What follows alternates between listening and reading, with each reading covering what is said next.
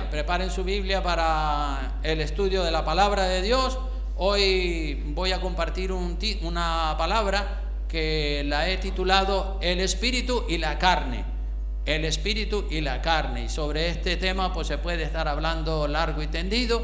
También queremos mandarle como siempre un saludo a todas las personas que a través del internet nos siguen estas prédicas. Que el Señor los bendiga y los guarde. Así que preparen su Biblia para ver algo de lo que la Biblia nos dice, que es bastante, por supuesto, acerca del espíritu y de la carne. Y de eso quiero hablar en esta mañana. Compartiré la palabra de Dios acerca de lo que la Biblia habla del espíritu y de la carne.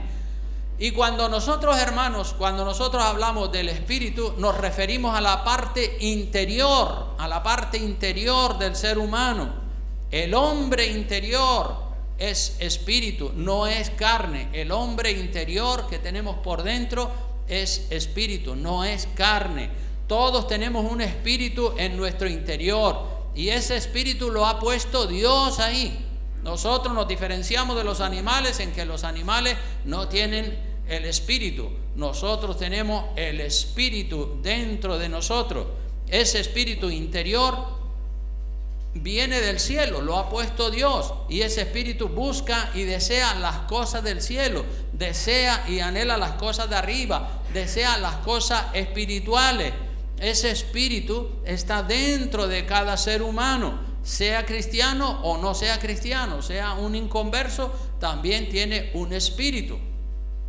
Todo ser humano se compone de tres partes: espíritu, alma y cuerpo. Así que esto lo vamos a ver en la palabra de Dios, porque para nosotros la palabra de Dios es la regla de fe y de conducta. Amén.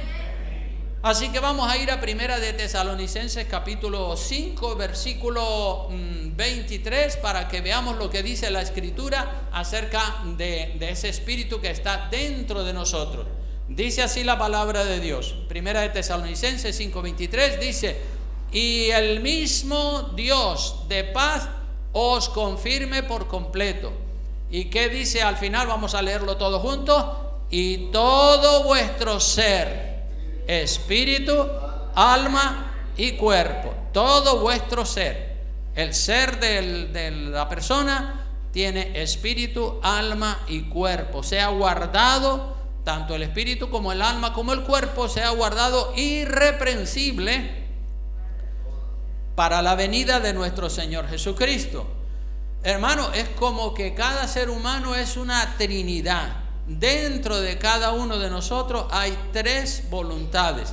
Y hemos encontrado algunas imágenes en internet. Vamos a pedirle que ponga la primera: espíritu, alma y cuerpo, para que veamos esa imagen. Es un gráfico, porque como dice el refrán, una imagen vale más que 1000 palabras. Entonces hay una imagen ahí que contiene el espíritu, el alma y el cuerpo. Entonces eso es lo que es el ser humano. Todo vuestro ser, dice la palabra, espíritu, alma y cuerpo, ¿verdad? Así se compone el ser humano. Primera de Tesalonicenses 5:23 lo deja bien claro. Todos tenemos un espíritu que es invisible, todos tenemos un alma que también es invisible, y todos tenemos un cuerpo que es naturalmente visible. La voluntad del espíritu, la imagen de la izquierda, la voluntad del espíritu es buscar las cosas de Dios, porque el espíritu lo dio Dios. El espíritu es eterno, el espíritu no muere nunca, el espíritu es intangible, invisible, no lo podemos ver, no lo podemos tocar. El espíritu desea orar, el espíritu desea buscar las cosas de arriba, las cosas espirituales. Luego tenemos la carne, ¿sí? El cuerpo de carne y huesos lo tenemos ahí a la derecha. Y la carne tiene una voluntad. Este cuerpo terrenal, este cuerpo animal en el cual vivimos temporalmente, todos vivimos en un cuerpo de carne y hueso, 70, 80, 90 años, lo que Dios determine sobre cada uno de nosotros. Pero esta carne también tiene una voluntad, tres voluntades: la voluntad del espíritu, la voluntad del alma y la voluntad del cuerpo o de la carne. Esta carne tiene una voluntad muy clara. Esta carne nos pide alimentos, agua, bienestar material, todo lo que sea agradable para la carne lo sentimos. Sentimos hambre, sentimos sed, sentimos la necesidad de muchas cosas. Y esta carne tiene su lenguaje y nos habla. La carne sí es tangible, se puede ver, se puede tocar, como es evidente. Usted puede pegarse un pellizcón y ahí ve que le duele, que ahí es un cuerpo tangible. El alma está en el centro, ¿verdad? Está entre el espíritu y el cuerpo. Ahí está el alma. El alma es también intangible, no la podemos ver ni tocar. Y lo mismo que el espíritu, no lo podemos ver ni tocar. El alma es nuestro yo. Cuando nosotros hablamos y decimos yo quiero esto, yo quiero aquello, esa es la voluntad del alma. Las decisiones que hacemos en la vida las toma el alma. El alma del ser humano toma las decisiones. El alma está dentro del cuerpo. El alma es como un árbitro. El alma es como un juez que decide entre dos contendientes. Los contendientes o los contrincantes o los adversarios son el espíritu y la carne, porque el espíritu quiere una cosa y la carne quiere otra. Y nosotros somos el alma. Nosotros somos los que tenemos que determinar o decidir si obedecemos al espíritu o si obedecemos a la carne. Así que los contendientes son la carne y el espíritu, son adversarios. La carne pide cosas terrenales, de aquí, de abajo, de la tierra. El espíritu pide cosas celestiales, cosas espirituales. La carne y el espíritu, como dije, son adversarios, son enemigos el uno del otro. El alma es la que decide, el alma es la que tiene la última palabra. El espíritu y la carne están sujetos a lo que determina el alma. El espíritu pide una cosa, el cuerpo pide otra, contraria, y el alma es la que decide si le obedece a la carne o si le obedece al espíritu. El alma es la que tiene la última palabra sobre lo que pidan tanto el espíritu como la carne. El espíritu pide, la carne pide, y el alma es la que dice, pues le damos al espíritu o le damos a la carne. El espíritu es de Dios y por eso busca las cosas espirituales. La carne es material, terrenal, mundana, y por eso anhela las cosas terrenales, los placeres terrenales. Hay otras imágenes, 2 imágenes o 3 más, que quiero que las vean también, donde se puede ver, ahí tenemos esa, que es un pulso, la carne y el espíritu. Ahí luchan el uno contra el otro a ver quién lleva el gato al agua, como decimos nosotros. Ahí están, uno lucha en una dirección y el otro va en la otra dirección. Tenemos otra imagen también que puede representar perfectamente esa lucha, esa dualidad. Dice, ¿vives tu vida en la carne o en el espíritu? La carne, pues mira, rencor, mentira, lascivia, adulterio, idolatría, etcétera, etcétera. La carne busca lo malo. El espíritu, el amor, la justicia, la verdad, la humildad, etcétera, etcétera, etcétera. Entonces, esas imágenes pues ilustran perfectamente la lucha. Hay otra más, me parece. La lucha que hay, ahí vemos esta otra. La carne, dice, la carne desea lo que es contrario al espíritu. Y el espíritu lo que es contrario a la carne. Y ambos, la carne y el espíritu, se oponen mutuamente. Uno tira para un lado y el otro tira para el otro lado. Y esa lucha seguramente usted la habrá sentido en su cuerpo, en su mente, en alguna ocasión. ¿Qué hago? ¿Le obedezco a la carne o le obedezco al espíritu? ¿Cuántos de ustedes han sentido alguna vez esa lucha, verdad? Esa lucha muchas veces la sentimos que el espíritu quiere llevar que el espíritu quiere llevar nuestra alma a la adoración, o la carne quiere llevar nuestra alma al mundo. Entonces uno tiene que tomar las decisiones. Ahora viene el turno de la palabra de Dios. El turno de la palabra de Dios, dice la Biblia, la palabra de Dios, ustedes saben que es como la semilla, que el sembrador coge semilla y la siembra en el campo para que crezca, trigo, lo que quiera que sea. La semilla, sea trigo, maíz, lentejas, judías, la clase de semilla que sea, la semilla tiene en sí misma, tiene vida latente. Todas las semillas tienen en su interior vida en estado latente. La semilla puede tener vida en estado latente sin desarrollarse por muchos años. Y aquí he traído pues una pequeña ilustración. Aquí he traído un bote que contiene judías. Estas judías tienen vida, están vivas, pero la vida de esta semilla está dormida, está en estado latente. Esta semilla puede estar aquí 1 año, 2, 3, 5, 10 años y permanecerá exactamente igual que como ustedes la ven ahora, porque la vida de la semilla está en estado latente. Ahora bien, ¿qué necesita la semilla para que crezca y para que se desarrolle?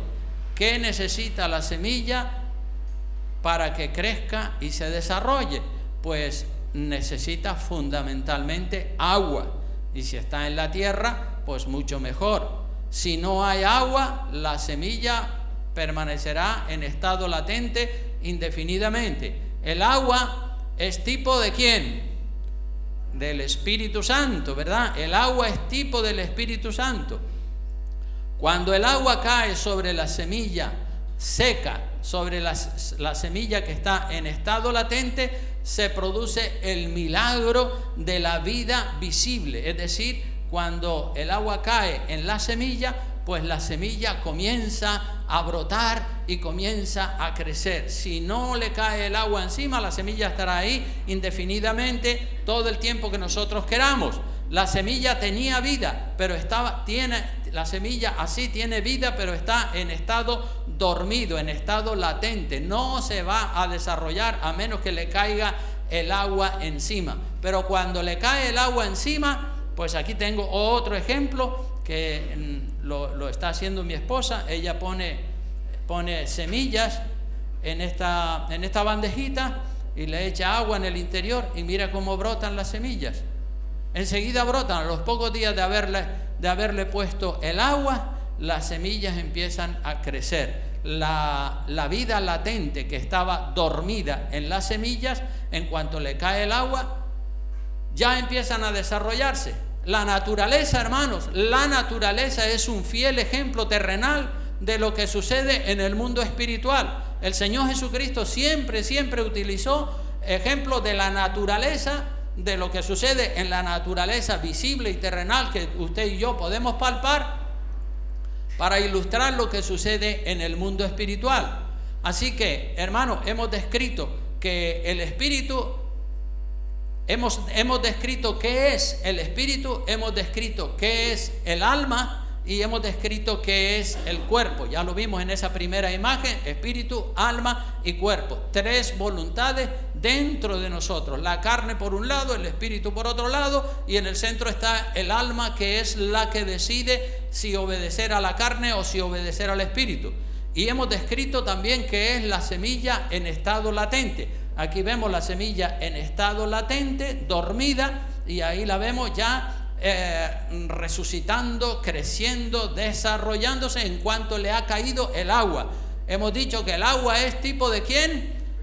Del Espíritu Santo, ¿verdad? El agua es el Espíritu, el agua es como lo que hace el Espíritu Santo. La función del agua es despertar la vida que está latente o que está dormida en la semilla.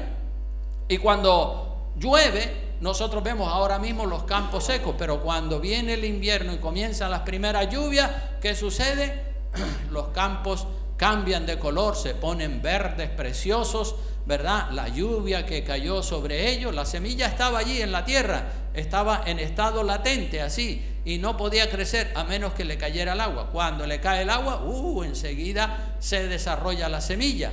Qué lección más bonita, ¿verdad? El Señor, como digo, siempre utilizó las cosas de la naturaleza para enseñarnos a todos nosotros las lecciones espirituales.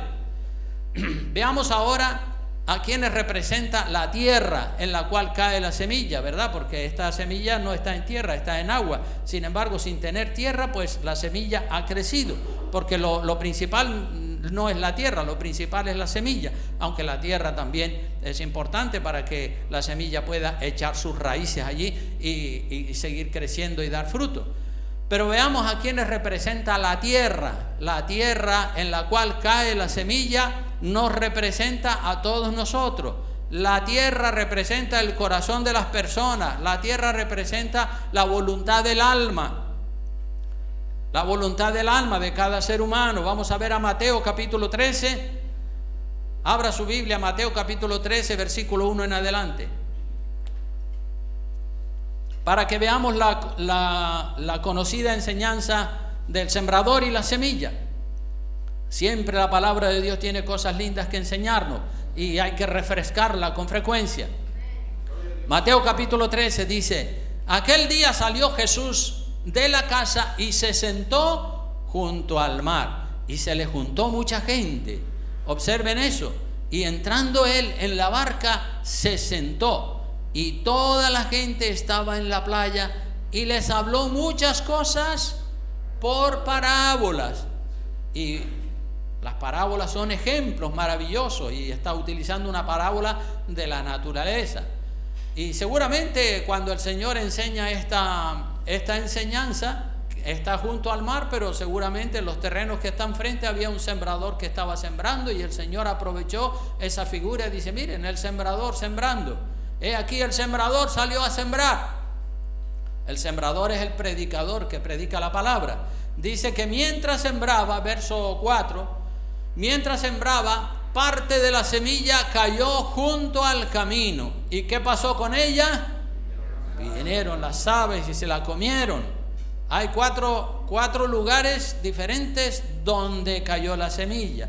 4 clases de terreno sobre los que cayó la semilla, y esas 4 clases de terreno representan los corazones, las voluntades, el alma, las decisiones del alma de todas las personas. Dice el verso 5, dice: pero parte cayó en pedregales. Ya dije la primera, el verso 4, mientras sembraba, parte de la semilla cayó junto al camino. ¿Qué pasó con la semilla que cayó junto al camino? Vinieron las aves y se la comieron. La otra parte, dice en el verso 5, cayó en pedregales, donde no había mucha tierra, y brotó así como brota esta semilla que está aquí como ejemplo. Brotó pronto. La parte que cayó en pedregales brotó pronto, pero porque no tenía profundidad de tierra, pero salido el sol, ¿qué pasó con ella? Se quemó porque no tenía raíz, se secó completamente. Entonces ahí vemos la parte que cayó en pedregales. En el verso 7 tenemos la parte que cayó entre espinos. ¿Y los espinos qué pasó con ellos? Crecieron más fuerte que la semilla y ahogaron la semilla.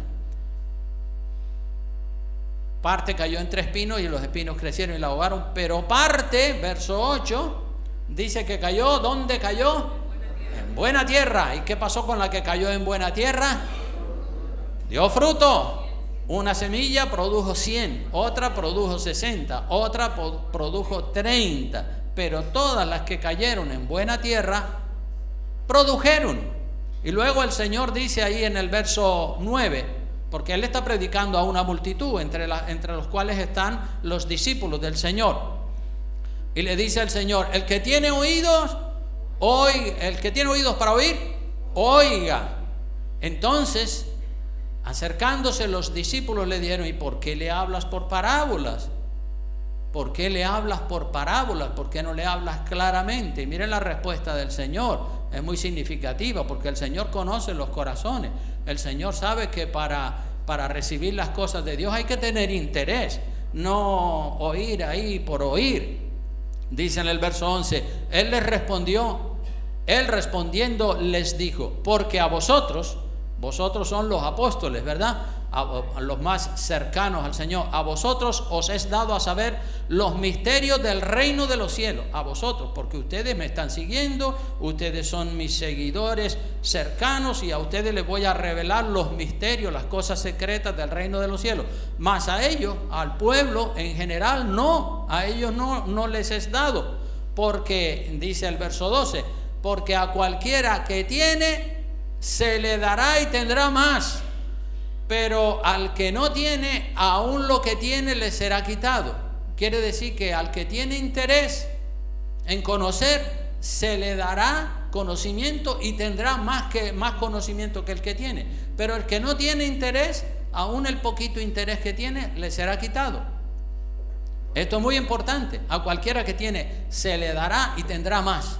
A cualquiera que se interesa, pues el Señor dice: ¿tú tienes interés? Sí, pues toma enseñanza, toma explicaciones, y le explica todo. Pero el que está desinteresado y que no tiene interés ninguno, pues el poco interés que tiene lo va a perder. Por eso dice el Señor, esa es la razón por la cual el Señor le habla a la gente por parábolas. Por eso dice el verso 13, les hablo por parábolas, porque viendo no ven, y oyendo no oyen, no entienden, se quedan sin entendimiento. De manera que se cumple en ellos la profecía de Isaías.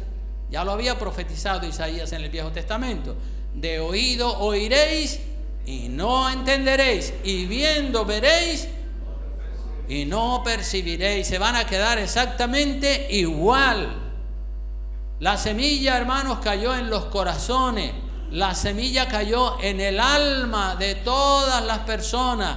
El Espíritu Santo, que como dije en la Biblia es representado por la lluvia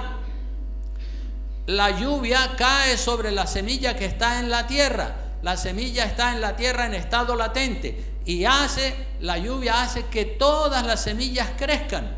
Todas las semillas crecieron, las 3 de las 4, porque la primera que cayó junto al camino, esa ni siquiera llegó a crecer, porque vinieron quienes y se la comieron.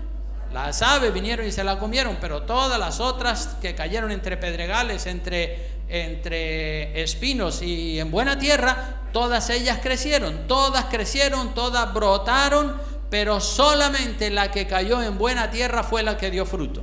Fíjate que de esas 3 últimas, la de los pedregales, la de los espinos y la que cayó en buena tierra, solamente la que cayó en buena tierra fue la que dio fruto. Las otras 2 no dieron fruto, y la primera de ellas se la comieron las aves, ni siquiera llegó a brotar. Entonces 4 clases diferentes de terreno donde cayó la semilla. La semilla nos representa, el terreno nos representa a todos nosotros, ¿verdad? La semilla es la palabra de Dios, el terreno somos usted y soy yo. Todos nosotros somos, en cierta manera, uno de esos 4 terrenos. A ver con qué tipo de terreno se identifica usted, ¿verdad? Porque cuando uno predica la palabra, espera que la gente la entienda y se identifique y diga: pues mira, pues yo soy el del camino, o yo soy el de los pedregales, o yo soy el de entre espinos, o yo soy el de buena tierra. Ojalá que todos sean los de buena tierra, ¿verdad? Uno tiene que pensar, decir, ¿dónde estoy yo? ¿En cuál terreno soy yo? En el versículo 19 dice, en el versículo 19 vamos a continuar con el verso 15 hasta llegar al verso 19, porque el Señor sigue hablando de la dureza del corazón. Dice en el verso 15, porque el corazón de este pueblo, ¿qué ha pasado con el corazón del pueblo? Se ha engrosado. Y con los oídos, ¿cómo oían? Pesadamente, diciendo: a ver si se acaba ya con tanto rollo y con tanta historia, con tantas enseñanzas y palabrería. No tenían interés, con los oídos oyen pesadamente, y han cerrado sus ojos para que no vean con los ojos y oigan con los oídos y con el corazón entiendan y se conviertan y yo los sane. Pero sigue diciendo el Señor en el verso 16: bienaventurados vuestros ojos porque ven y vuestros oídos porque oyen, refiriéndose a los apóstoles que estaban con el Señor, porque de cierto os digo que muchos profetas y justos del Viejo Testamento desearon ver lo que veis y no lo vieron. David, por ejemplo, el rey David, cuánto hubiera él dado por ver al Señor Jesucristo. Desearon ver lo que vosotros veis y no lo vieron. No, desearon tener al Señor Jesucristo, al Mesías, al Salvador del mundo delante de ellos y no lo vieron. Y oír lo que oís y no lo oyeron. Y ahora les dice en el verso 18: oíd pues vosotros la parábola del sembrador. A ellos se la va a explicar, a los apóstoles, a los que están interesados. Los que no están interesados se pueden ir, pero oíd vosotros, los que estáis interesados, la parábola del sembrador. Y ahí comienza a dar una explicación de lo que es la parábola del sembrador, de las 4 clases de terreno. Dice: cuando alguno oye la palabra del reino y no la entiende, viene ¿quién? El malo, y arrebata lo que fue sembrado en su corazón. Este es el que fue sembrado junto al camino. No entendió nada y vino el diablo, y lo poquito que había caído en su mente, en su corazón, el diablo se lo llevó. Esta persona oye la palabra, no la entiende, pero tampoco se preocupa de preguntar. Así hay muchas personas hoy en día. No entienden, pero se van con la duda en lugar de decir: oye, pastor, a ver, aclárame esto, no entiendo esto, estoy intentando entender, quiero comprender, quiero conocer más de Dios. Si no tiene interés, pues esa persona se va, y lo poquito que escuchó, el diablo se lo come, como pasó con la semilla que cayó en el camino. Vinieron las aves, se la comieron, y hasta ahí llegó la historia de esa semilla. Así que las cosas de Dios hay que ponerle interés, hay que preguntar para comprender. Amén. Si no hay interés, viene el diablo y se come la semilla, y la persona se va para el infierno porque no entendió nada.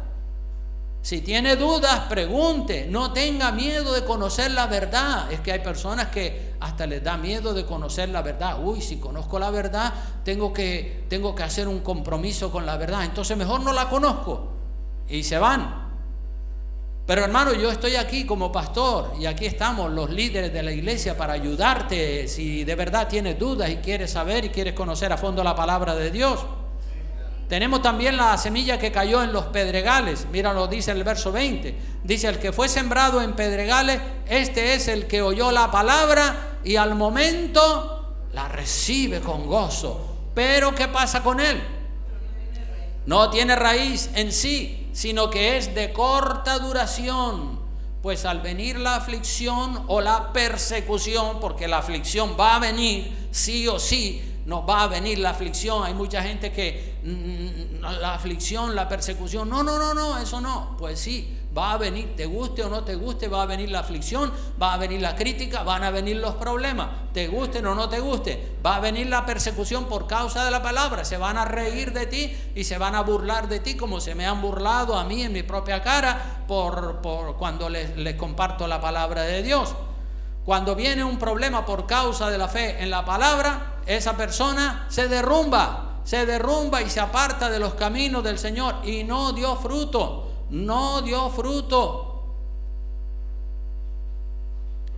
Creció, o sea, brotó como brota la semilla, pero esta semilla todavía no ha dado fruto. Tendría que pasar un tiempo para que se desarrolle y dé fruto. Brotó, pero no dio fruto. Dice: el que fue sembrado entre espinos, este es, verso 22, este es el que oye la palabra, pero el afán de este siglo y el engaño de las riquezas ahogan la palabra y se hace infructuosa, es decir, no da fruto. El que fue sembrado entre espinos no da fruto. El que fue sembrado en pedregales tampoco dio fruto. Y ahora tenemos en el verso 23 el que fue sembrado en buena tierra. Dice la palabra en el verso 23: el que fue sembrado en buena tierra, este es el que oye y entiende la palabra y da fruto. Aleluya. Oye, entiende y da fruto y produce. Uno da 30%, otro da 60%, otro da 100%, pero todos, absolutamente los que cayeron en buena tierra van a dar fruto. Los que cayeron en pedregales brotaron, crecieron, pero no dieron fruto. Los que cayeron entre espinos brotaron, crecieron, tampoco dieron fruto. Murieron sin dar fruto. No sirvió para nada esa semilla. La que cayó en el camino tampoco sirvió para nada. El que fue sembrado en buena tierra, oye la palabra, la entiende y la pone en práctica. No solamente la oye y la entiende, sino que encima la pone en práctica. Ponerla en práctica es muy importante. El fruto es lo importante. Todo agricultor, cuando siembra semilla en el campo, es porque espera que esa semilla dé fruto. Evidentemente, si no, ¿para qué la va a sembrar? Dios manda a sus predicadores, los pastores, los misioneros. Están esparcidos por toda la faz de la tierra, predicando, sembrando la semilla de la palabra de Dios. Esta es la semilla, la están sembrando. Y esperan los predicadores, y no solo los predicadores, pastores y misioneros esperan que la semilla dé fruto, sino que Dios también espera que la semilla dé fruto. ¿De qué sirve, hermano? ¿De qué sirve que la semilla brote y crezca algo si al fin se debilita y muere sin dar fruto? Al fin se debilita y muere sin dar fruto. ¿De qué sirve que esta semilla haya brotado, esté creciendo, si después no llega a la cumbre, a dar fruto? Esperamos que dé fruto. Si está tan debilitada, pues no va a poder dar fruto, morirá antes de llegar a dar fruto. Así que no sirve de nada una persona que diga: ah, sí, Cristo, qué bueno, la Biblia, el Evangelio, pero está tan debilitado, no echa raíces, no crece. Así hay muchas personas, muchos cristianos, un alto porcentaje incluso de los que se congregan, no alcanzan, no llegan a dar fruto, viven un cristianismo, sí, así, brotaron, pero no dan fruto. Todos los que son buena tierra, hermanos, darán fruto, unos a 100, otros a 60, otros a 30%, pero todos darán fruto. Dice la Biblia que el árbol que no lleva buen fruto, vamos a ver en Mateo 7:19, dice: todo árbol que no da buen fruto, ¿qué pasa con él?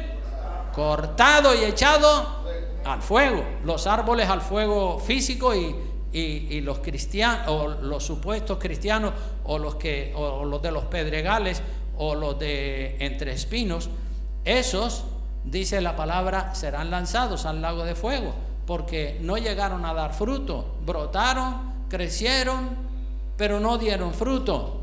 El árbol, la persona que no da buen fruto, ya lo dice la palabra, todo árbol que no da buen fruto es cortado y echado en el fuego. Entonces, hermanos, ¿cómo se sabe si una persona es buena tierra o es entre espinos o es entre pedregales? ¿Cómo se sabe? Por el fruto. Si una persona, si un cristiano está dando fruto, pues ese está plantado en buena tierra. Pero el que brotó, creció y no dio fruto, ese está entre pedregales o ese está entre espinos, porque no dio fruto. La cuestión no es nacer, y la cuestión no es crecer y morir sin llegar a dar fruto. La cuestión es brotar, crecer y finalmente dar fruto, ¿no es cierto? La semilla que los misioneros, hermanos, la semilla que los misioneros sembraron en mi persona, en mi cuerpo, esa semilla nació, creció y ha dado mucho fruto. En el año 1976 los misioneros americanos sembraron la palabra de Dios en mi vida, y gracias a Dios que la palabra de Dios cayó en buena tierra. Cayó en buena tierra. Caer en buena tierra, cuando decimos que la semilla cayó en buena tierra, quiere decir que o viene siendo igual a nacer de nuevo. Nacer de nuevo. Cuando una persona nace de nuevo, nace del agua y del Espíritu.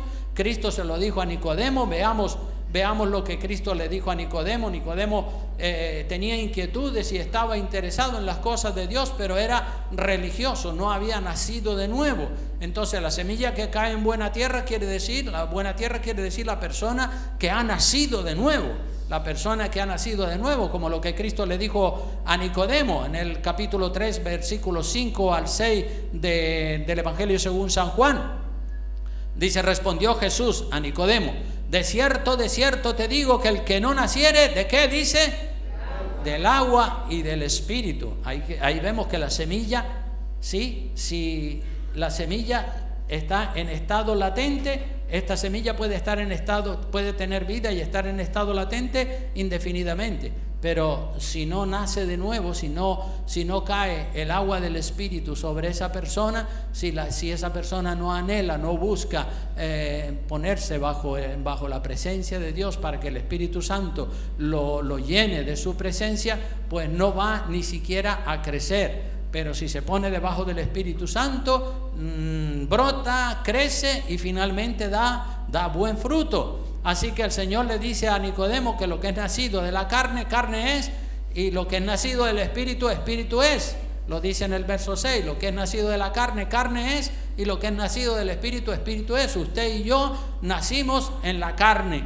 Cuando nuestra madre nos dio a luz, después de haber estado 9 meses en el vientre de ella gestándonos, nacimos. Y se marcó en el calendario el día en que nacieron. Yo nací en febrero de 1953 y esa fecha la tengo marcada y todos ustedes saben el día que nacieron, ¿verdad? Luego después falta el nuevo nacimiento. En mi caso, el nuevo nacimiento se produjo cuando yo tenía ya 23 años. Un misionero, como dije, me predicó la verdadera palabra de Dios y en ese año yo nací de nuevo, con 23 años. Antes de nacer de nuevo, yo era un religioso. Iba a misa los domingos y adoraba los ídolos, las imágenes de madera, los supuestos santos que le llaman en la Iglesia Católica. Yo era religioso, pero no había nacido de nuevo. Y como no había nacido de nuevo, pues yo era un carnal. A mí me gobernaba la carne. Yo era un materialista. Mi deseo, antes de yo conocer a Cristo, era hacerme rico. Y yo trabajaba mucho en el comercio, robaba, mentía, hacía de todo. Aunque era religioso, pero conjugaba la religión con robar, mentir y todo eso. Yo era un fanático del fútbol. Yo había formado una peña quinielística, es decir, un grupo de hombres para hacer apuestas deportivas. Y cada semana, ese grupo lo había organizado yo, cada semana echábamos las quinielas y nos gastábamos una gran parte del sueldo y todo buscando hacernos ricos. Mi objetivo era hacerme rico y yo gastaba y todos mis compañeros me traían el dinero y hacíamos combinaciones en la quiniela para ver si nos sacábamos la de 14 en aquella época y nos volvíamos ricos. Yo jugaba a la baraja, yo jugaba a las cartas, yo fumaba una cajetilla de tabaco rubio cada día, yo tomaba licores, yo iba a fiestas de pecado, iba a bailes mundanos, incluso hasta me disfrazaba de carnavales cuando era la fiesta de los carnavales.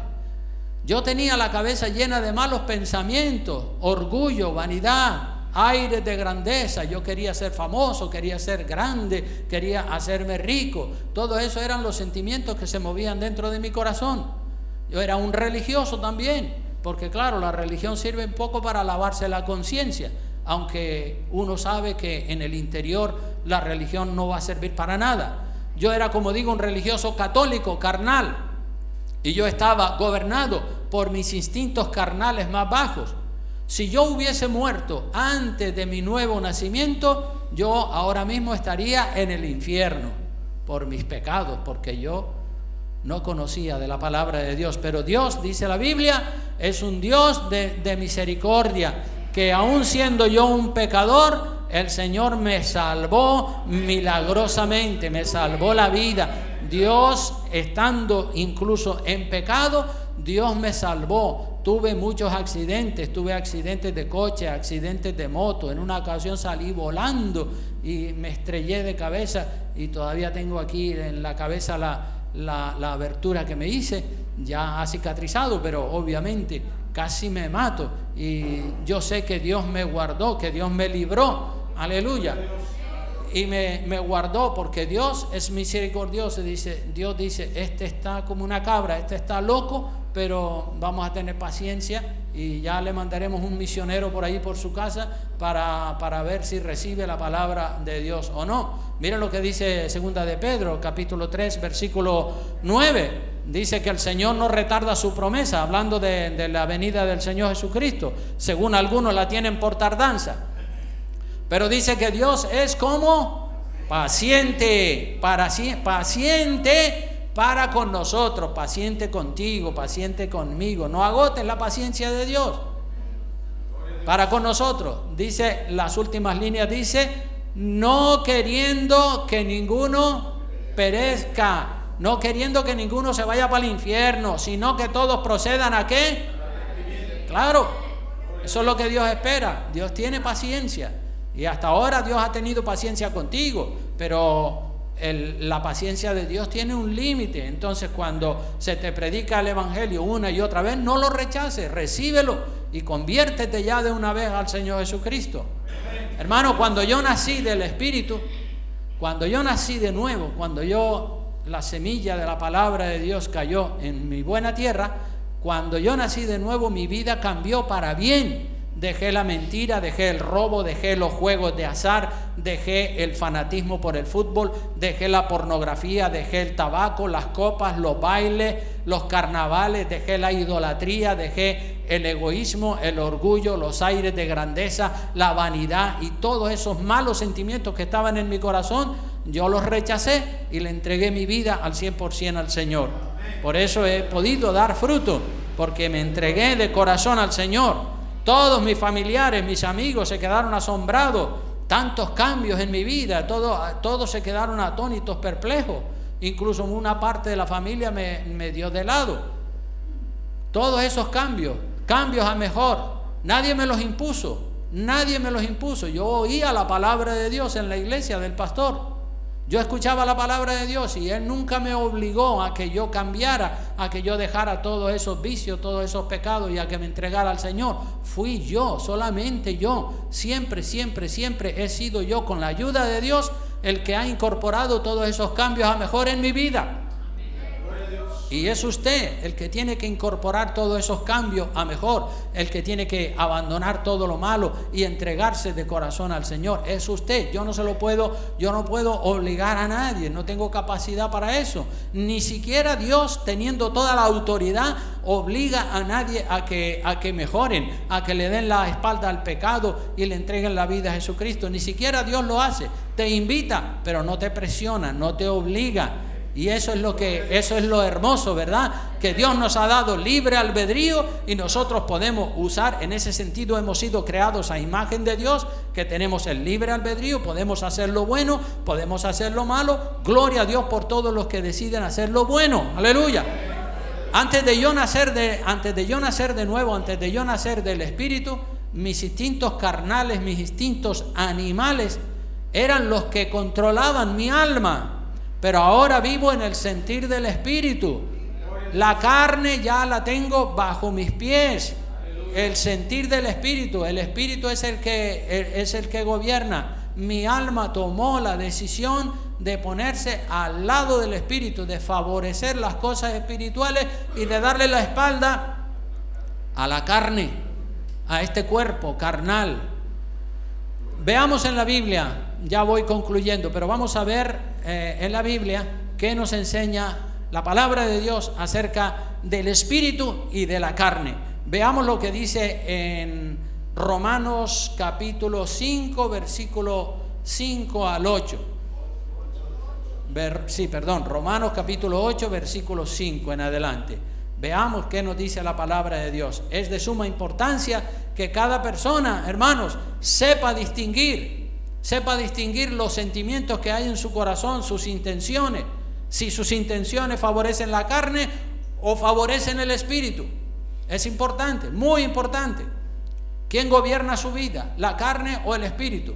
Su alma es la que tiene la última palabra. La carne pide mundo, el espíritu pide cosas espirituales. ¿Quién manda? ¿A quién favorece usted con la decisión de su alma? El verso 5 dice, porque los que son de la carne piensan en las cosas de la carne, son carnales, son materialistas. Pero los que son del Espíritu, ¿en qué cosas piensan? En las del Espíritu, claro. Depende del lado que esté la persona. Los que están del lado de la carne, solo carnal. Cuando hablan de las cosas carnales, materiales.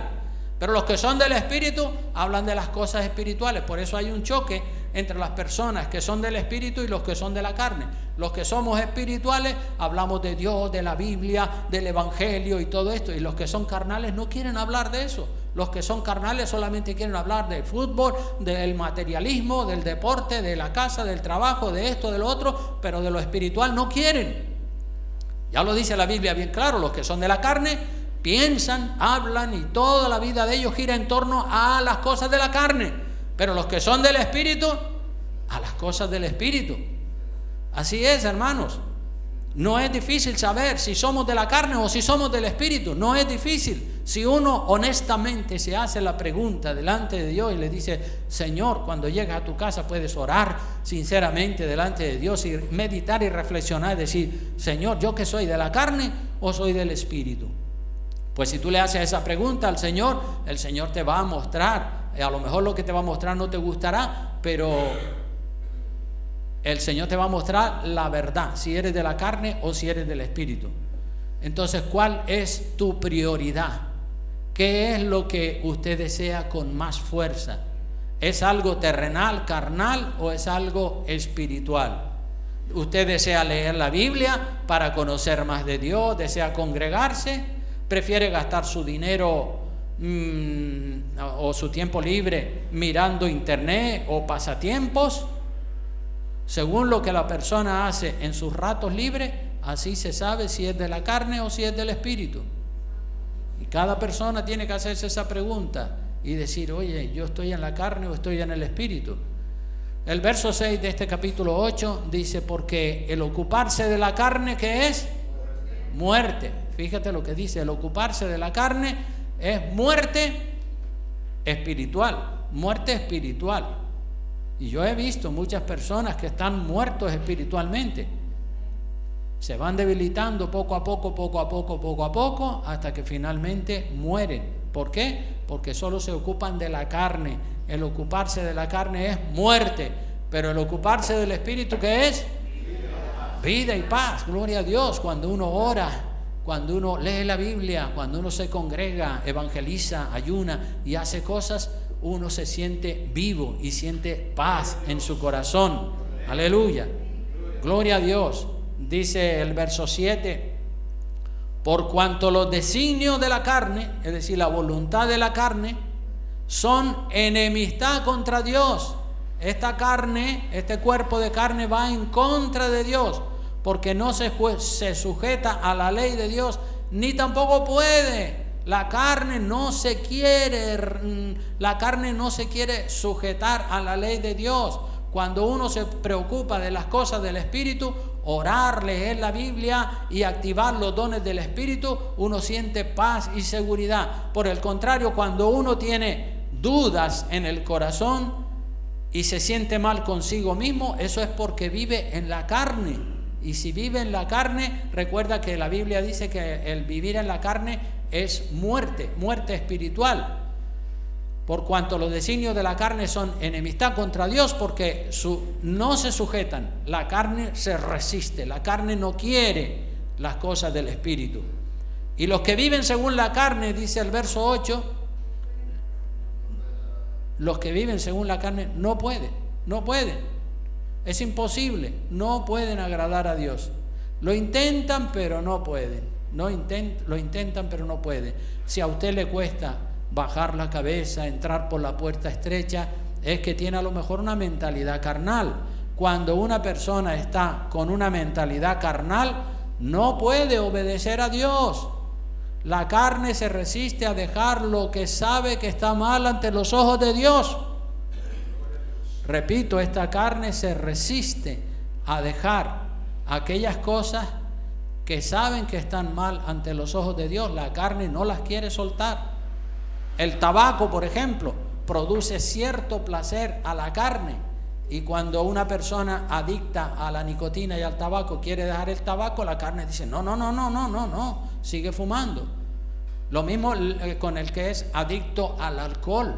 Ya tiene su organismo, su carne ya está habituada al alcohol, y cuando intenta dejar el alcohol, la carne dice, no, trae alcohol. El que es adicto a la pornografía ya tiene raíces en la pornografía, y un buen día dice, voy a dejar ya de mirar pornografía, le voy a entregar mi vida a Cristo. La carne y los ojos dicen, no, tienes que seguir viendo eso, porque eso es lo que le gusta a la carne.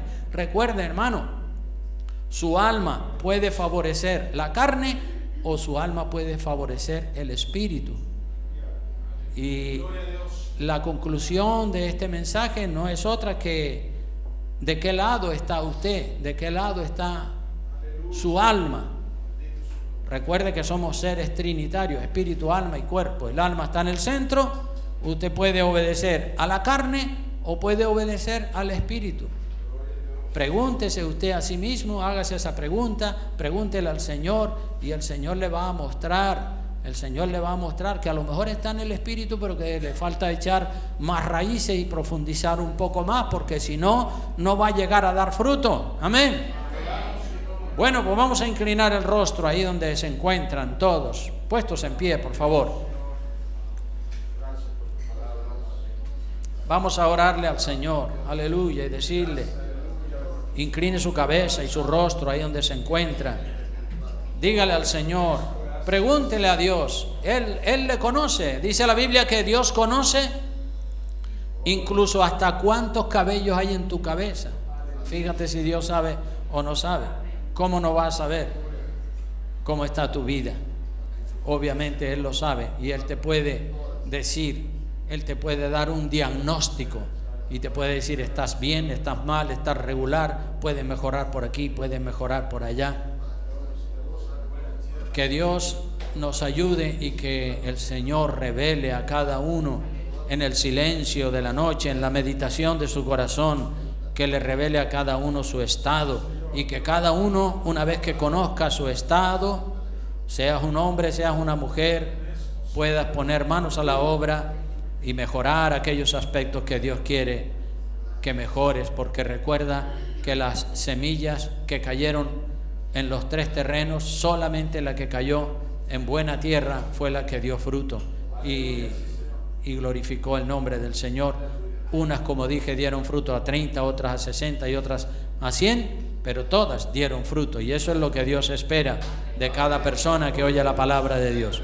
Gracias, Señor, te damos, Dios mío. Bendecimos tu santo nombre en este precioso día. Te damos gracias porque la naturaleza, Dios mío, la semilla, los árboles, la lluvia, el viento, la tierra, toda la naturaleza en su conjunto nos da una enseñanza poderosísima acerca de las cosas espirituales, Señor. Ojalá que todos lo hayan entendido, Dios mío, y si alguien no ha entendido algo, Dios mío, quítale la vergüenza para que pueda preguntar, porque algunas personas por vergüenza o por temor no quieren preguntar y se van con la duda, Señor. Oramos, Dios mío, que tú reprendas al diablo y a toda obra del enemigo, y de corazón te damos gracias por todos los que dan pasos de fe en la buena dirección. Bendice a toda tu iglesia con la bendición del Padre, del Hijo y del Espíritu Santo. Amén y amén. Que Dios les bendiga y salúdense los unos a los otros. Amén.